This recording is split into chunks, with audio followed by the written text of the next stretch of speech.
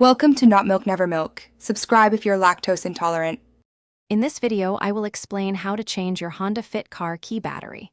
It's a simple process that you can do yourself in just a few minutes. First, gather your tools. You'll need a new CR2032 3-volt coin battery, which is commonly used in many key fobs. Also, grab a small flathead screwdriver to help open the key fob casing. Having good lighting will make the process much easier. The first step is to access the internal components of your key fob. On the back or side of your Honda Fit key fob, you will find a small release button. Press and hold this button down. While holding it, gently pull out the metal emergency key.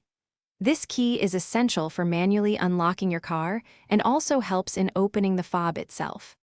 Now let's open the key fob. Look for a small notch or slot along the seam of the fob. Insert your small flathead screwdriver into this slot. Gently twist the screwdriver to carefully pry the two halves of the casing apart. Once open, carefully remove the old battery. Note which way the positive side was facing.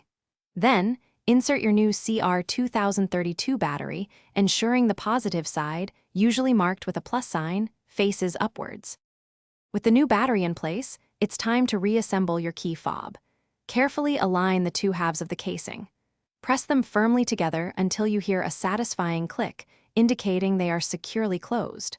Finally, slide the metal emergency key back into its designated slot.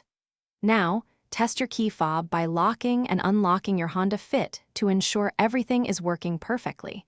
You've successfully changed your key battery. Thanks for watching. If this was helpful, leave a like and consider subscribing. See you next time.